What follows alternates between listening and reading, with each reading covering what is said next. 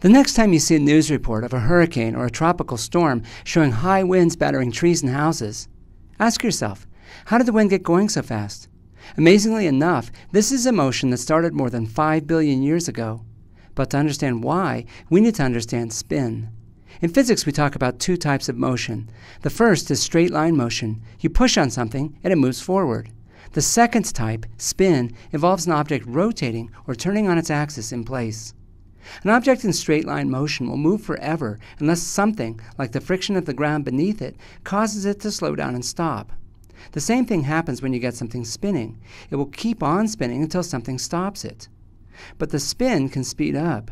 If an ice skater is gliding across the ice in straight line motion and she pulls her arms in, she keeps on gliding at the same speed.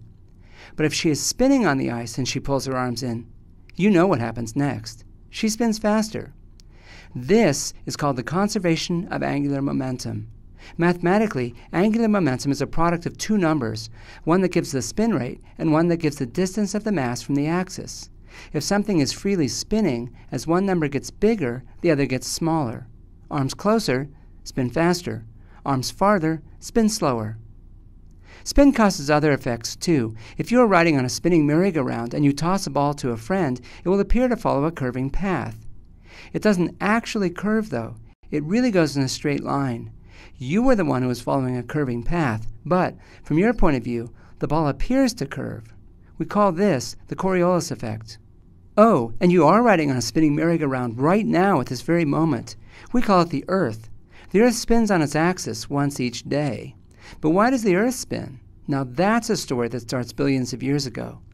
A cloud of dust and gas that formed the sun and the Earth and the planets and you and me started to collapse as gravity pulled it all together. Before it started to collapse, this cloud had a very gentle spin. And as it collapsed, like that ice skater pulling her arms in, the spin got faster and faster. And everything that formed out of the cloud, the sun and the planets around the sun and the moons around the planets, all inherited this spin.